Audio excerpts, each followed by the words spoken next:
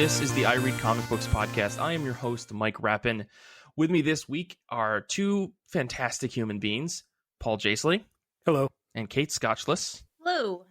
Thank you both for joining me this week. But before we get into the show, I just want to read something that I wrote that we posted on our Patreon. I think it's relevant to this week's episode. Right now, there's a lot going on in the U.S., and I don't want to try to speak for Black Americans who are protesting against the police and their local governments due to the unceasing series of injustices done to them and their communities over many years. All I can say is, if you want to help, I implore you to listen and educate yourself with the numerous resources out there. Twitter has been an incredible help for me, and while I'm still learning, I've been using the show's account and my personal account to try to promote Black voices and encourage others to inform themselves as well. I compiled a small list on Twitter about this. You can check on, I think it's a sticky post on our Twitter profile. But if you're like me and you wish to be a good ally, please follow Black activists, creators, and people in general. Listen to them and give them the space to speak, not just today, but beyond. If you didn't see already, we posted about how you can help, and IRCB will record a 25-minute mini-sode of your choice in exchange for your donation to one of the many great causes out there. Again, there is a link on our Twitter account that has a Google Doc about what you need to do. You just send us out a screenshot of your donation, make sure it has a date and time and all that stuff in it, and we'll record a mini-sode of your choice. We've been trying to unlock other creators, get them on board to record stuff with us, but right now we've unlocked all of the ones that we found. But if you want to record a 25-minute mini-sode with two folks of your choice, head on over there, make a donation to one of those great causes, and that would be fantastic. But let's get into the show. We are here to talk about comic books. I am here to ask the question that I ask every single week. How have you been? How have comic books been? Let's start with you, Paul. Mike, I honestly have found it kind of difficult to focus on reading comics lately. It's as you mentioned earlier, it's a strange time. I want to stay involved, stay educated, and that's eating up a lot of my bandwidth. So I've been trying to make myself decompress a little bit, unwind for my own sanity. I've gone back and read comics that are comforting to me, which the picks might be strange, but honestly, these are books that are comforting, like a good home-cooked meal for me. They brought me some comfort recently, so I want to talk about them. I read Detective Comics number 469 and 470. These are comics from way back in 1977, written by Steve Englehart. DC recently put out a collection of Steve Englehart's Batman stuff from the late 70s. I've read a chunk of this stuff because Steve Englehart wrote the Jokerfish storyline. He wrote a great Hugo Strange story. A lot of those issues I have had art by Marshall Rogers and Terry Austin, an amazing art duo. Those books look fantastic still. What's interesting about this collection, though, it has some other stuff that I hadn't read, including these issues, which have artwork by Walt Simonson on pencils with inks by Al Milgrom and colors by Marshall Rogers. Whoa. These books look incredible. I'd never seen Walt Simonson this early doing Batman, and it's a great look. I was really blown away by how good these comics look. It's a pretty simple story. It's Batman fighting Dr. Phosphorus, who's trying to poison the water supply and kill a bunch of Gotham citizens, typical stuff.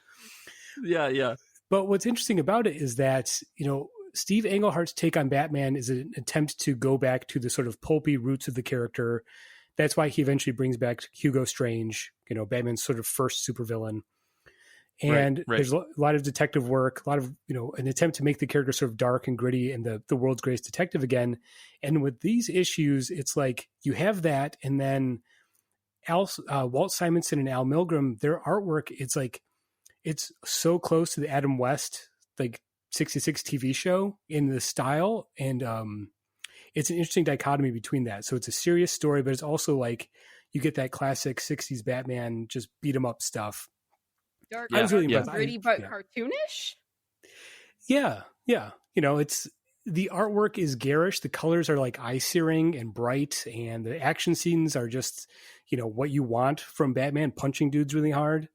But at the same time, it does have a more serious sort of adult undertone while it's working. Really interesting stuff. And again, I think worth checking out just for the artwork. I was blown away just how good. I mean, obviously Walt Simonson is amazing, but him and Al Milgrom and Marshall Rogers together, I think that's a fantastic art team. Unfortunately, I can only track down these two issues. I think that's all that they did. So, wow. Wish they would have done more, but good stuff. Where did you find them? Did you read this Comixology? It's on Hoopla. So They recently collected Tales of the Batman, the Steve Englehart collection, and went up on Hoopla a couple weeks ago. There's amazing stuff in there. If you haven't read the Jokerfish story, that's a must read, one of the best Joker stories of all time. And the Steve Englehart story with the whole saga with Hugo Strange is fantastic. These are classic legendary Batman stories. So if you haven't read them and you're a Batman fan, get on it. It's easy to find. So Cool. Very cool. And the other stuff I read, which I say might not seem comforting in today's climate, but I read a lot of recent Judge Dredd stuff. And reading Judge Dredd reading Judge Dredd in the year 2020 it's quite a trip. It takes on a pretty different meaning and tone.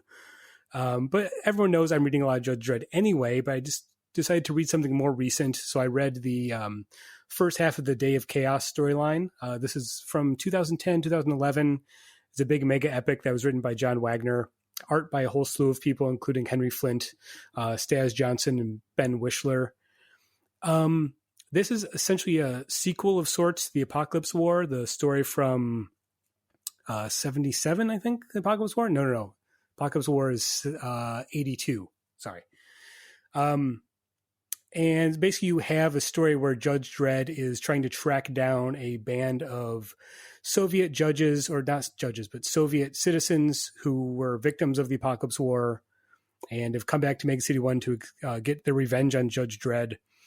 And it's just, like I said, it's just comforting to me in a weird way, even though the first chapter in this story features Judge Dredd declaring they need a complete lockdown and show of force against the citizens because there's a lot of anti-judge sentiment going on.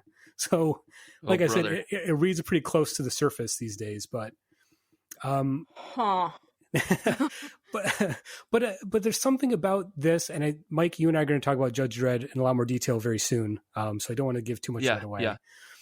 What's interesting about reading this stuff is that, especially John Wagner's take on Dredd is not a good character. Like Dredd is, even though he's a titular character, he's a bad guy, right?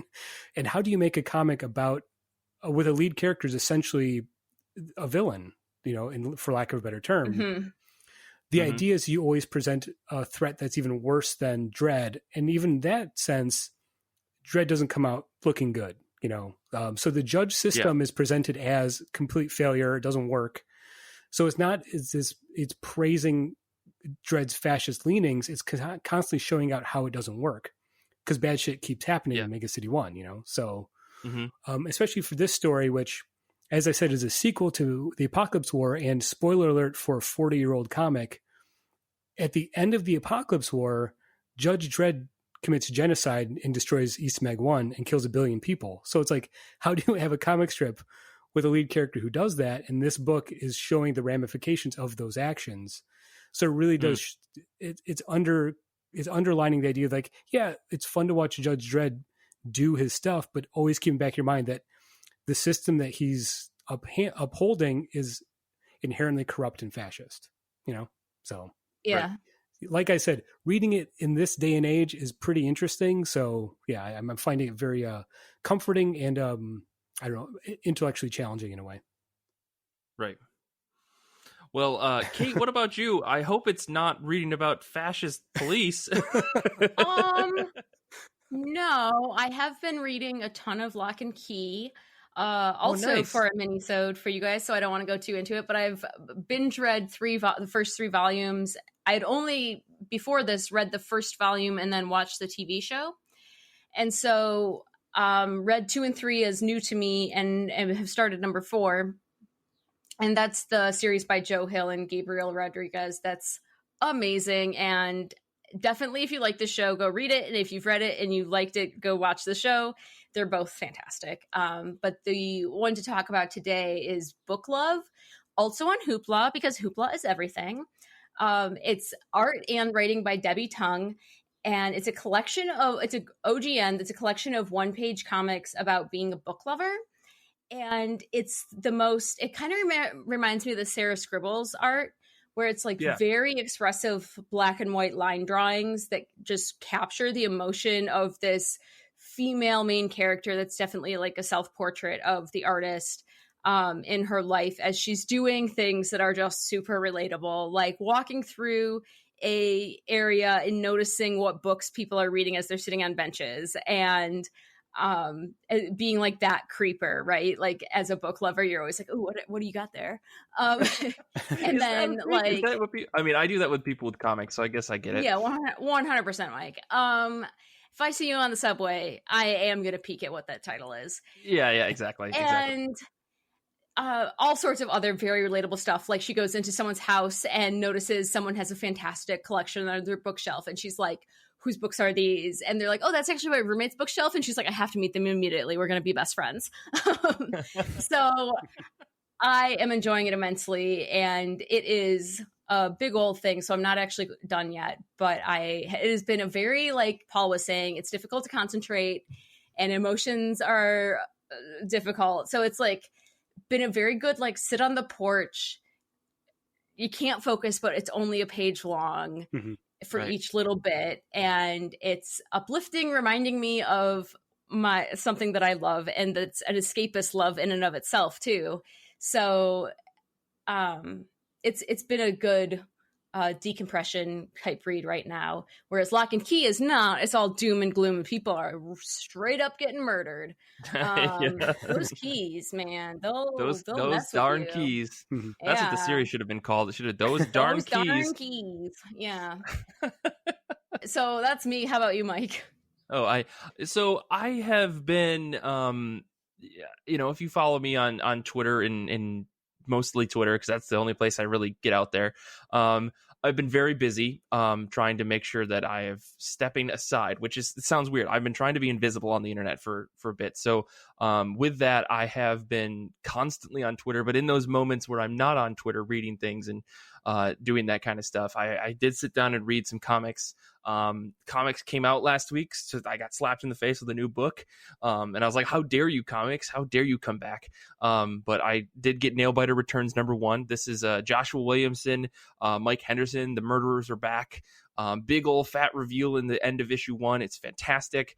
If you like Nailbiter, you're going to like this. If you didn't like Nailbiter, don't even pick this up. I'm just going to straight up say that, because this is quite literally a sequel series that requires you to have read the end of the first volume or first run.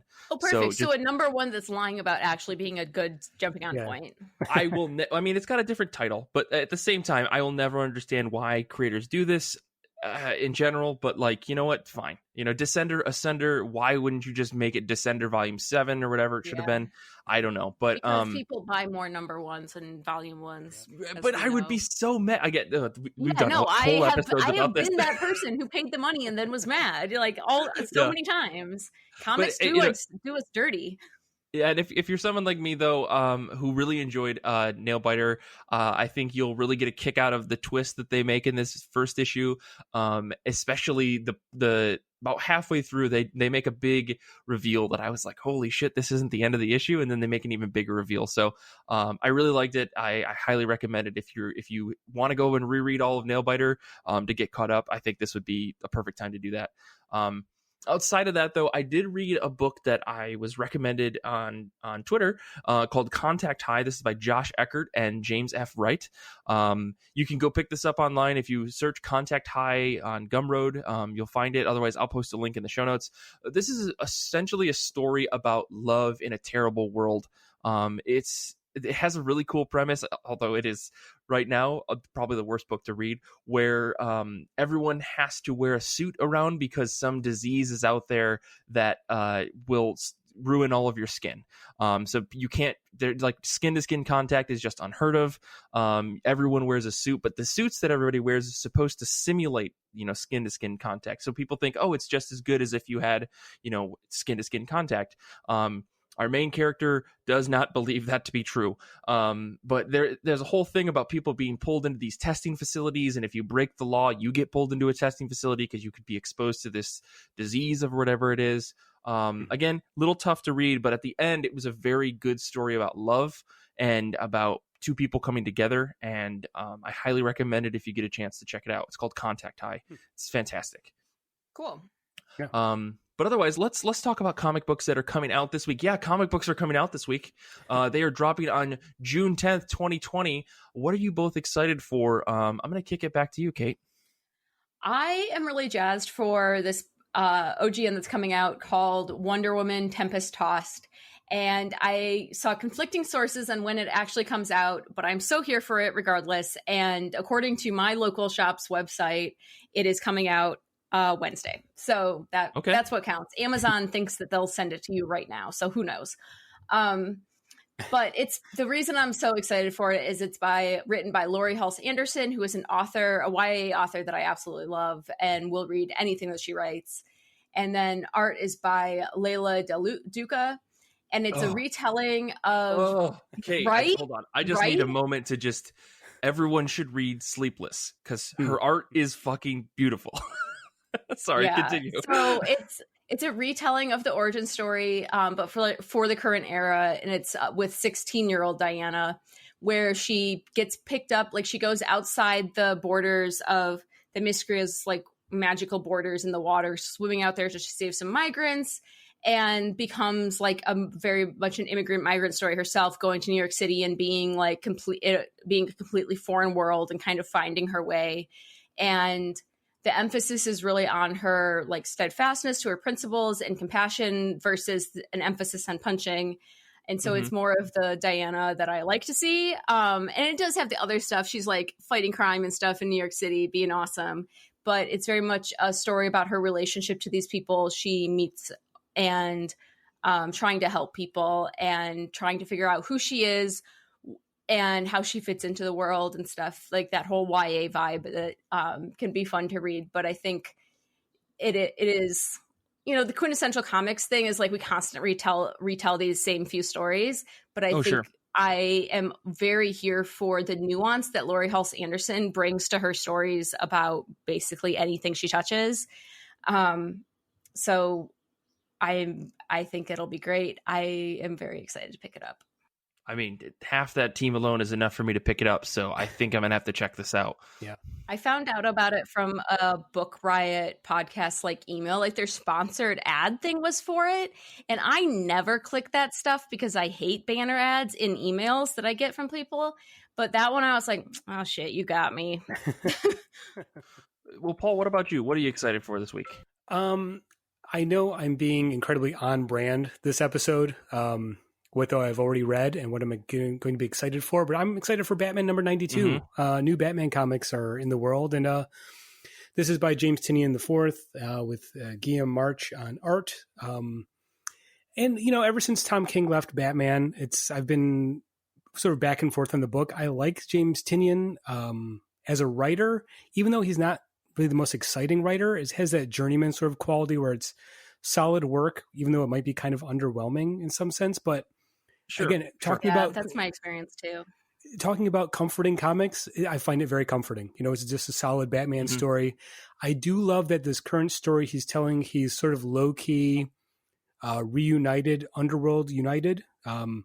So anyone out there who's seen the 1966 movie Batman with Adam West, Underworld United is the team up between the Riddler, Joker, Penguin, and Catwoman, who are the main villains in that movie.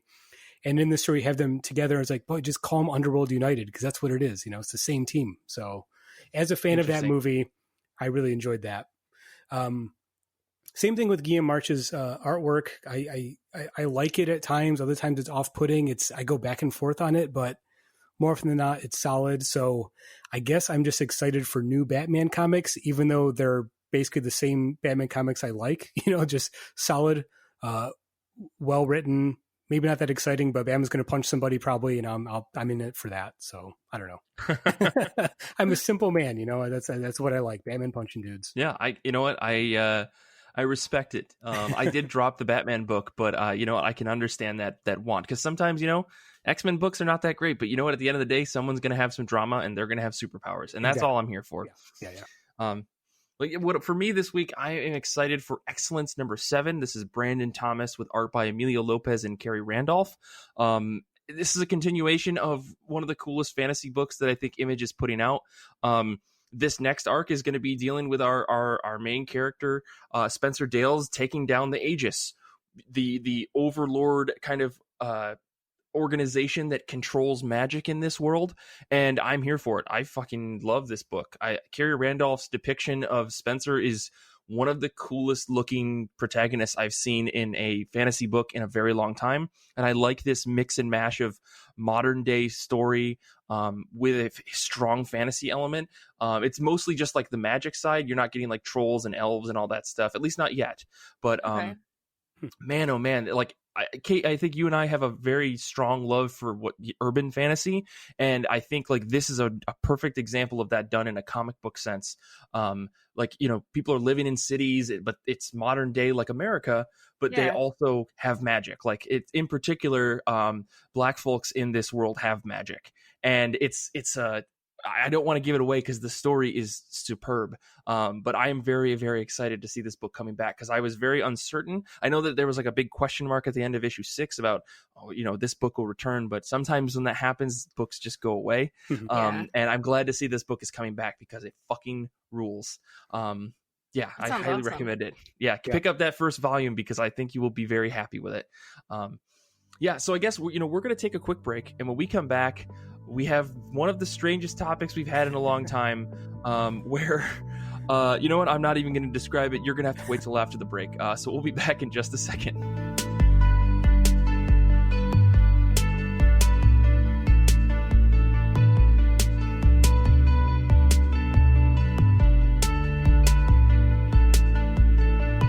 For our show this week, we are talking about something, we're calling it the Comic Book Time Machine. Read a comic that was released the month and year you were born and discuss. So for this week's episode, Paul, Kate, and I all picked books and told everybody, hey, this is what we're going to read. And so we read 3 issues of very, very, very different comic books. And I guess what we're going to do is we're going to talk about these in chronological release order so you can know who's older than who. Spoilers, I'm baby. Paul, let's start with your pick. Adorable child. Yeah. Yes. Paul, let's start with your pick. What was the book that you had to sit down and read? Well, we went all the way back to the month of July in the year 1982 to read the Saga of Swamp Thing, number 3. This is very interesting to pick because everyone knows Alan Moore's Swamp Thing. They've sort of re-injuvenated the character, celebrated run that everyone's familiar with. This is before all that. This is way back in 82. This is back when Martin Pascoe, the late Martin Pascoe, who recently passed away last month, was writing the book with the art by Tom Yeats, colors by Tatiana Wood, letters by John Costanza. I feel every DC comic I read for a solid decade has Tatiana Wood on colors and John Costanza on letters. I don't think they must have been getting a lot of work back then. But anyway, this book was a sort of relaunch, reintroduction to the character Swamp Thing, who was, you know, sort of introduced in the late 70s as more of a horror character. And this book, which I forgot about, was actually launched to sort of tie in with the Swamp Thing movie that Wes Craven directed that came out earlier in 1982. I was going to ask about that. Yeah. I watched that when I was a kid. I really should go back and rewatch it. I remember enjoying the Swamp Thing movie quite a bit. We'll see if in the ensuing 38 years it's changed at all, but we'll see. Well, I can see this is a very good promo for a movie because it really does feature his bare butt a lot, like a lot of frames of that swamp butt. So I did not notice that, but now I'm skimming through it once as you say it. See it, you can't unsee it. It's everywhere, Mike. A lot of swamp butt. There's so much swamp butt in this, and then you're like, "Damn, I need like live action swamp butt," and they're like, "Boy, do we have the film for you." You know, it's an interesting take on the character. When you make a gamble on a comic book character who doesn't wear clothes, you're probably going to see some butt, and it might be made out of swamp. So, That's true. That's true. But yeah, Paul, this is a very, very interesting book because I don't think I've read any Swamp Thing that came from this era. Yeah. I haven't even, I mean, I own the Saga of Swamp Thing because who does it at this point? But I've never actually sat down and read any old Swamp Thing. I've read like, the who was it? Scott Snyder version of it, or was it Charles Soule? Those editions like from the New 52, but I never read any of this old stuff, and boy, is it wordy. I think this of all the books took me the longest to read because every page is about 4 pages of prose. Yeah. I do think that speaks to the character. Obviously, once Alan Moore takes over with issue 21 or issue 20, actually, obviously I'm worried it's going to be more verbose than most writers, but even this, it feels more verbose. I just think that's the way comics were written back then. It's just like, yeah. That was my impression, that they were just wordier. But yeah, this one took the longest. The only swampy in my heart is the Scott Snyder Swamp Thing. Okay. And so that was my comparison point. And yeah, way different. But I like basically a different comic in character. Like the backstory is the same, but otherwise read as a completely different story to me. Teenagers are just terrifying. Like, I guess we should go through the premise of this comic. I was going to say, we should talk about what the wild storyline is in this issue. The premise is fear teenagers. Go ahead. Yeah. One of the reasons I did pick this issue, I did want to read some pre-Alan Moore Swamp Thing because I think it is a different character and it's fun to go back and read that when it is very much a horror comic book, for lack of a better term or better genre description. But the cover of this issue is Swamp Thing falling out of a moving train car fighting punk vampires. I'm like, that seems like my kind of thing. So, and it's basically what's amazing about this book, that literally happens on page 2. The book starts with Swamp Thing riding the rails like a hobo with a small mute telepath child. And all of a sudden these teenage punk rock vampires show up and try to, bite Swamp Thing. And I'm like, and this is pretty much exactly what I want. Joke's on you. I don't have blood. I have sap because I'm a plant. It's wonderful. It truly was exactly what I wanted from this comic. Swamp Thing fighting teenage punk rock vampires. The larger story involved is Swamp Thing ends up in a town that is being overrun by vampires. And he teams up with a family of vampire hunters. And things go badly. It doesn't quite work out in the end for them, right? The teenagers get bored. They explain themselves that they were bored. And when you're bored, the thing to do is turn into a vampire because it seems like a good time, and then turn everyone else into a vampire because they look delicious. But also just because you want to see what happens. Like the big thing about that is it's just like that whole idea of teenagers is just like reckless anarchy monsters is very much where it felt this landed. Absolutely. And Absolutely. It's funny too, because at the end there's a moment where Swamp Thing is, ruminating in his head, which he does a lot in all of his comics, thinking to himself. And because he can't speak out loud or something. Is that like a thing with Swamp Thing? I didn't. Well, the idea is like it's the latent memories of Alec Holland are in his mind, but he can't quite make his body work to speak normally. So his speaking is very labored. Okay. So there's a lot of pauses. Okay. He only say a few words at a time. So, so that's why I noticed there's so many ellipses in his speech because he's just so slow at talking. But there's a moment where I did not know this. There's a moment where he's thinking to himself and he says like, oh, these teenagers are nihilists. They don't care about anything. An entire generation with nothing to care about. It's like this idea of, it's the old guy who doesn't understand what punk rock is. It's like, these kids just hate everything. Yeah. Go figure. So, well, and then at the very end, the little boy is like the lone survivor, and he's like, take me with you, Swamp Thing. And he's like, no, you're better off in this flooded out town alone with no adults, no resources, no other humans really, but you're better off here. Bye, kid. I'm gonna go save this other kid. She seemed way cooler than you. Okay, here is the nastiest part about that ending. I do want to touch on the punk rockers, and I especially love the one guy who was just like, I picked up this girl. But the thing that's great is that this little kid's like, hey, you should take me with you. Jeez, oh Pete. And Swamp Thing thinks. He doesn't say out loud. He says, stay behind, help rebuild it. He does not give this kid an answer. He just makes him stay put and float away on this roof that they had somehow escaped from. No communication is had between these two. It's just thought bubbles. Yeah. I definitely read it as him telling the kid no. No, he clearly is like having a communication with the kid, but like it's all thought bubbles. Huh. It's very strange. I mean, or am I misremembering? I think you're right, Mike. I think it's tough to tell when he's speaking or just thinking to himself, but I do think there's a moment where the kid is trying to he's asking, like, let me come with you. And Swamp Thing basically, he thinks to himself, like, no, you should stay back and rebuild this town. We should mention that the kid's his kid's uncle tries to murder him. Yeah. The reason that the town is flooded is because the uncle, who's also a vampire hunter, decides to blow up the local dam because vampires are killed by running water.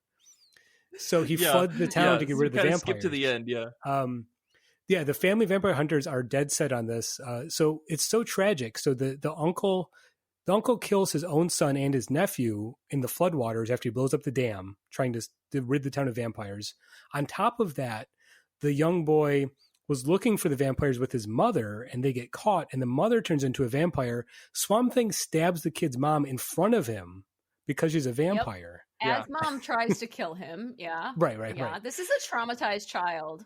And then Swamp Thing just pieces out because, like, well, I got to find this other girl who was in the train that I fell out of, right? One town back. If you stuck around and this train kept going, there's no way you catch up. Come on, Swamp Thing. Come on. I do want the twist in this issue is dark. I'll just say we're gonna blow up the dam and then we throw ourselves off the dam and the kid's like, Dad, no, and then they just fall. What the fuck, man? The kid, so the son is saying, like, you have no right to do this to me. It's like, you don't get to choose if I'm going to commit suicide or not, right? The dad is, and even Swamp Thing calls the dad at one point. He's thinking to himself, like, this dad's caught up in some Van Helsing machismo shit. I'm paraphrasing what he said, but that's literally what happens. Low key, my favorite part of the comic is that the mom and the other kid, who Swamp Thing leaves behind, they find the vampires in an arcade. And the vampires are sleeping in the pinball machines. And one of the vampires says, like, these pinball machines look like coffins, don't they? Because that's where they're hiding. I love that. It's so good. Yeah. I mean, I think, Paul, going off of what you said before of this being like a horror book, it makes more sense approaching it as a horror book rather than a superhero book. Because I think, like, Kate, I think you and I had the same introduction to Swamp Thing where, like, it was just like this superhero book that happened to be about Swamp Thing.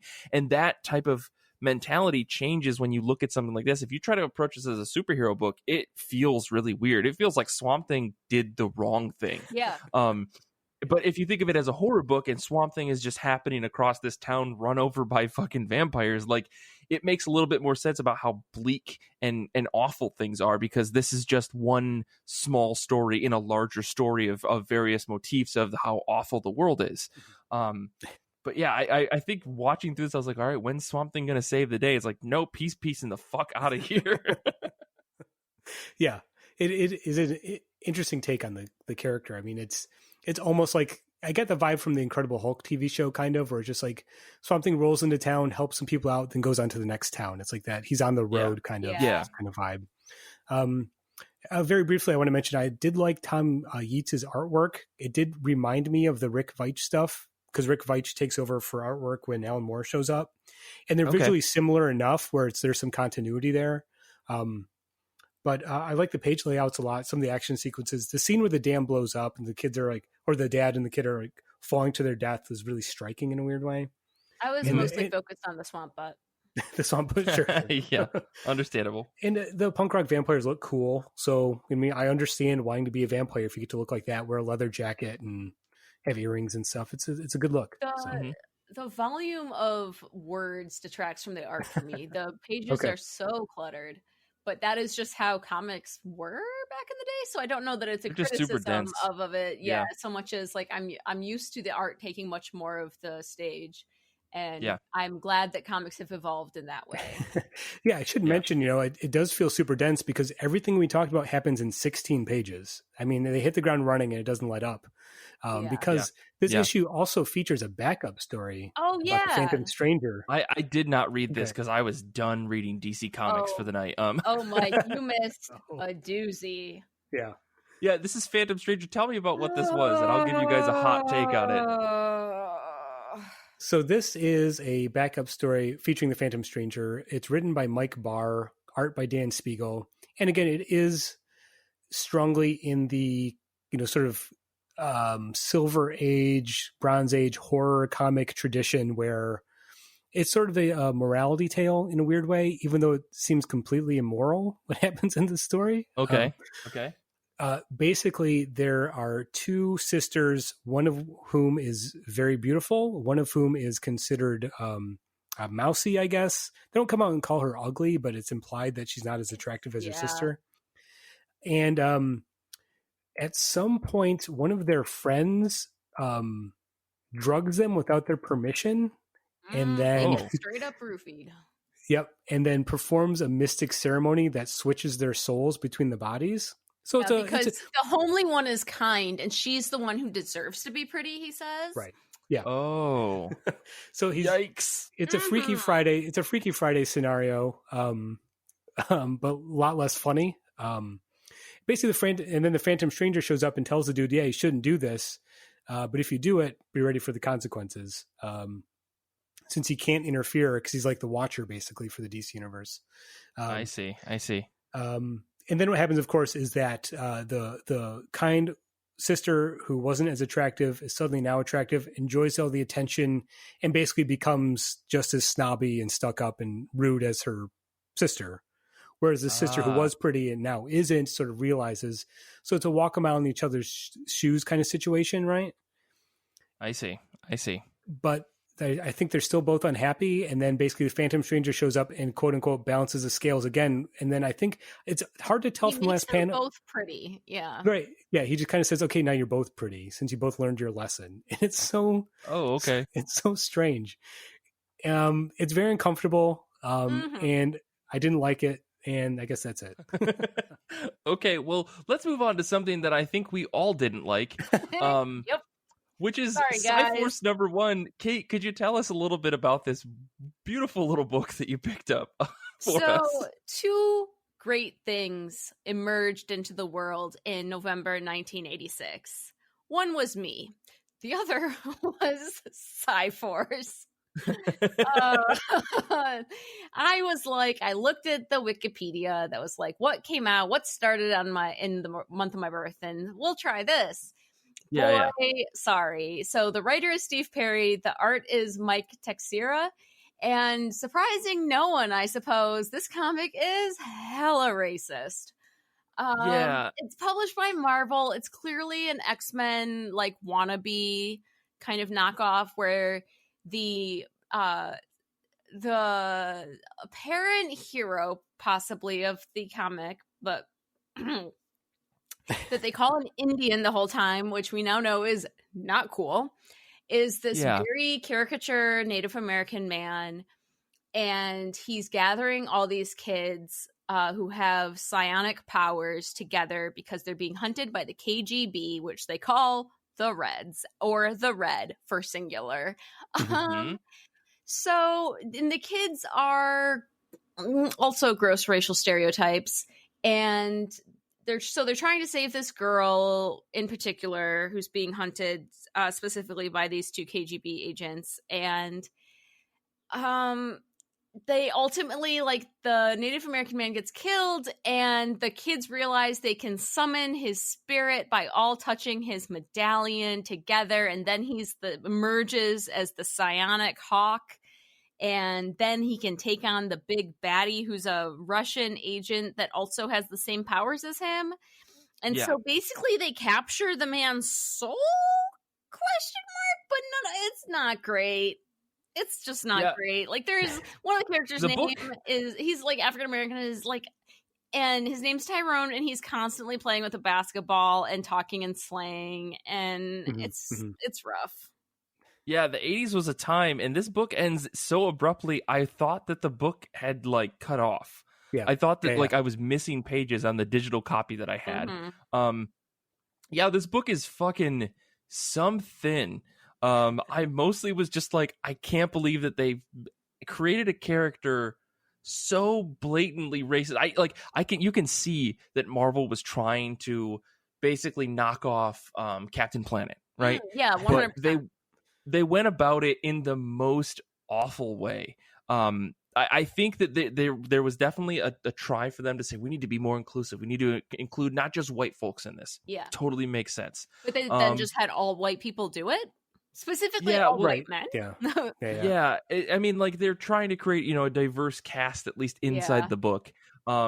But they are just stereotypes. I mean, even like the thing that got me was this Russian woman just is constantly apologizing and makes no choices for herself. No. Right. And like she gives in, she's just subservient. It's just like, where does this book go from this Only number other one? girl too is like obsessed with makeup and Yeah. looks and stuff, and is So Paul, what were your thoughts on this? Well, I was actually kind of curious to read this because I knew this was part of Marvel's New Universe imprint, which launched in November of '86, and the idea behind the New Universe, I think it was to celebrate Marvel's 25th anniversary, essentially the 25th anniversary of the Marvel Universe, basically. And the idea was that the editor Jim Shooter at Marvel at the time wanted to create a brand new universe that could literally be the world outside your window. Yeah. So it exists outside of Marvel continuity, and the idea is like the characters aren't really, they're superheroes, but they're not super powerful. They have kind of more limited powers. It's supposed to be more grounded, more realistic take on the universe. And all the titles not are grounded or realistic. At all. The powers are crazy. Yeah. So the New Universe was a complete failure, obviously, since no one ever talks about or mentions it again. Clearly. And I think this book is a pretty strong example why. I think the problem is like, I understand the idea of like, let's create a shared universe from the ground up. The problem is the Marvel Universe was created organically. So you have a built-in sympathy for those characters since they have a history. I didn't care about any of these characters. There's no reason to. They just are kind of nothing there. Likable about anybody that's in this book. Yeah, exactly. And 100%. Yeah, and it's just none of it really works. It's trying to be grounded and realistic, talking about international relations and the KGB and stuff, but it's so over the top at the same time. That's a weird like dissonance between the intention and the execution, and it's just none of it works, and it's so confusing. I had no idea what was happening for most of this book, and like you said, it ends so abruptly. What blows my mind is I looked it up, and this title ran for 32 issues. I'm like, how in the world did this run for that long? Well, was this getting close to the comic bust though, like where everything just sold all the time? Sure, yeah. Well, I mean, that would I don't remember what year that would be like early 90s, right? When like you could pretty much put anything. Yeah, I think this was just so. I'm guessing it was a little bit unique compared to a lot of the other stuff that's on the shelf. I cannot understand. I mean, maybe Captain Planet was really doing like buco bucks on TV, and people were like, "This is Captain Planet, but it's a comic book, and it's incredibly racist." Captain Planet had comic books. Yeah, and I know that. In my mind, I'm thinking Captain Planet is a few years after this. For me, this really felt like, hey, Teen Titans is the most popular comic book. X-Men is the most popular comic book. We got to do teenage superheroes. It really felt like cashing in on that stuff. They even have like a house that they call what is it? Sanctuary. Yeah, the Sanctuary. It's very like the X-Men house.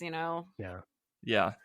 I mean, I was getting like almost like I could smell some of the influence from X-Men, right? Like you've got a character that already feels like a Kitty Pryde. Yeah. You've got like I don't know. It felt a lot like the X-Men, but bad because no one's power was clear. We didn't see anybody like actually using their powers except for Hawks. And like there was so little to go off of. See them using their powers, but it was so weirdly illustrated and disjointed that you don't remember it. But we did. Yeah, like the nerdy kid breaks stuff, and then they don't explain what that means. Yeah, and then like the one kid like can astral project, but in a kind of I don't know. It wasn't great. The weirdest use of the powers was that Hawk, their mentor. He basically forces them to do his will at one point. He even says he feels guilty about doing it. Yeah. He very pushes strange. them with his mind. That's called poor writing, right? Like that's just what it is. That's not even like a critique of the story. That's just poor writing. Like you gave all of the characters no call to action, no reason to care about each other or the situation. Right. Like half of them are just like, yeah, send that Russian girl back home. Like, what the fuck, man? This is the most bizarre book. Like, I feel like in comparison, the book that I picked is superb. The book, okay, we should go to that one because I also enjoyed that one the most. Yeah, so the book that I picked in the year of the universe, 1988, it's the universal time measurement. October was a month of true power and beauty because not only was I born, but Green Arrow number 10 came out. This is written by Mike Grell with art by Ed Hannigan and Dick Giordano, published by DC.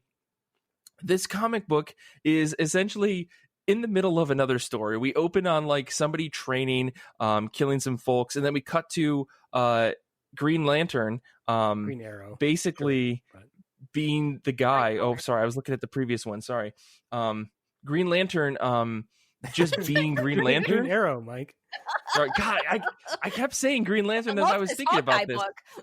Sorry, we open on it is. Oh my gosh, this is the wildest thing.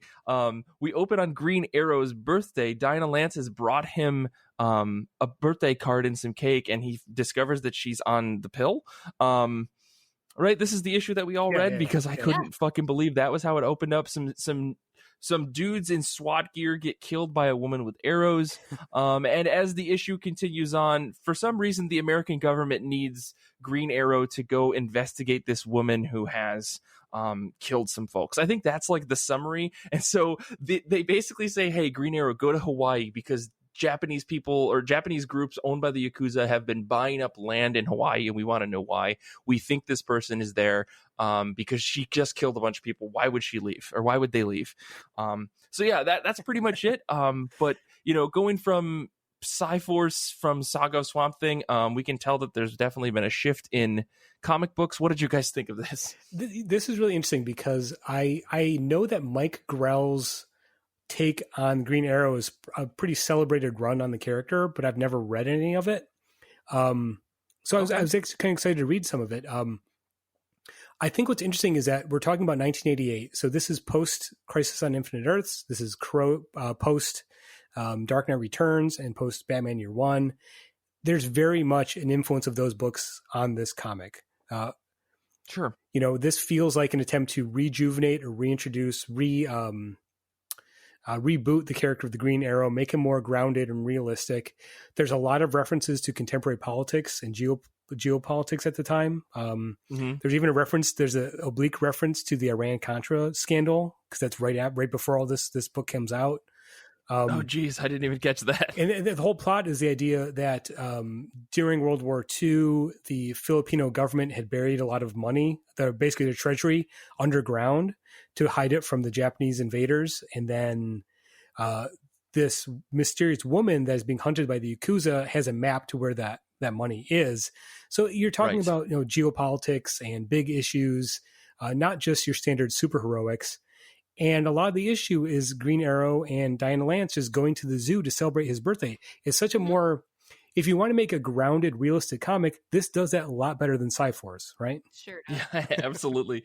Well, the thing that really actually hooked me on this book, like I think I might go back and read some fucking Green Arrow. Yeah. This movie felt like every standard 80s soundtrack was playing in the background, like the neon colors, the shading, like there's a single panel of just the Philippines in one of the panels, and I was just like, what a unique way to talk about something and not just have it over talking heads, just to show a map really quick on this very uniquely colored map. Like so many things about this book really, really worked. I was worried, like I've never read Green Arrow in my entire life.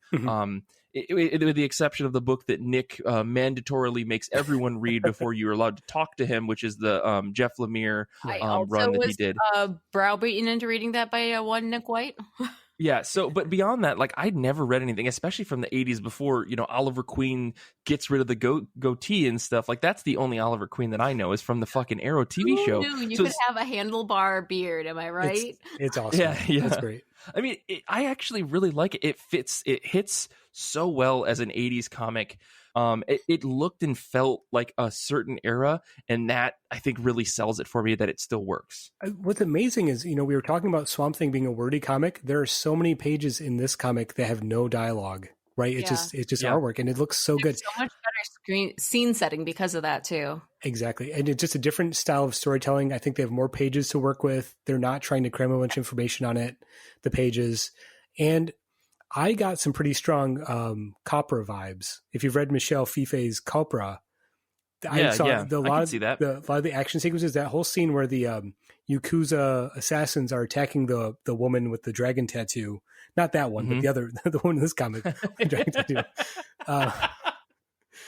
That whole sequence just felt like a contemporary Copra comic. It just, like, the way it was paced, visually not the same because it's different art style, but just the pacing of the book was just, I was really blown away. And it shows how comic book storytelling and visual storytelling changed from 1982 to 1988. It feels light years beyond that Swamp Thing comic, Yeah, that's absolutely. I mean, in specific, just to note a little bit again on that opening sequence that you're talking about, Paul, there is this beautiful, wonderful 2-page spread, which almost feels like a Bond movie or some action spy thriller. It's like, here, there be dragons. And it hits so well because the words, like, you have to see it to really understand it, but like the words are spaced between the panels in a way that puts a visual beat in your head.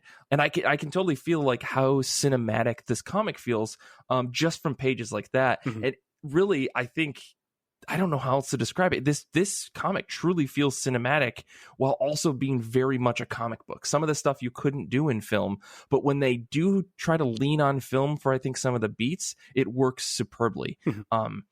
Yeah, I cannot express how much I actually enjoyed this comic. I mean, coming off of the other two, Saga of Swamp Thing, like, again, it's horror. Psi-Force is a whole mess of its own. But this, I think, feels to me like the most well-rounded issue, even though we came in the middle of a story arc. I got enough out of it to be like, yeah, I could read this. Like, if I picked this up at a 7-Eleven in 1988, I would be on board to maybe find those other issues or even just keep reading with issue 11. The visual design of the girl with the dragon tattoo that he's after is so freaking cool that alone gave me that kind of feel where I'm just like, okay, she's awesome. I want to know more about her, please. Yes.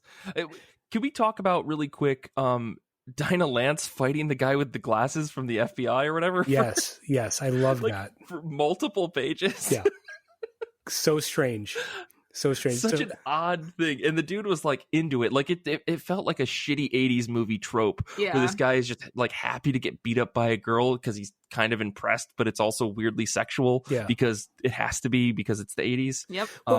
That moment was just like, what the fuck is happening? We should make a note that this book, again, this is 1988. This is when DC has started doing more prestige format books. And by prestige format books, I meant books with more pages, higher quality paper stock, and usually they didn't have the Comics Code Authority stamp on them.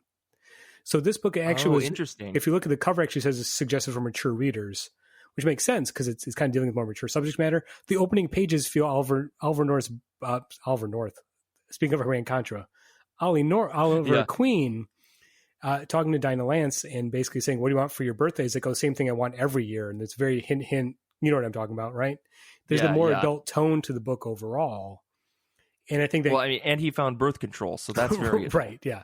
So, and then it leads into this whole sequence where this guy who's apparently some sort of martial arts expert is impressed by Dinah's skill. So he's like, well, how about you and I go in the back and try to show each other some moves, basically. Right. Yeah. And it's real skis ball shit. It reads very mature and skeezy. And I think that's a sign of the times, I guess.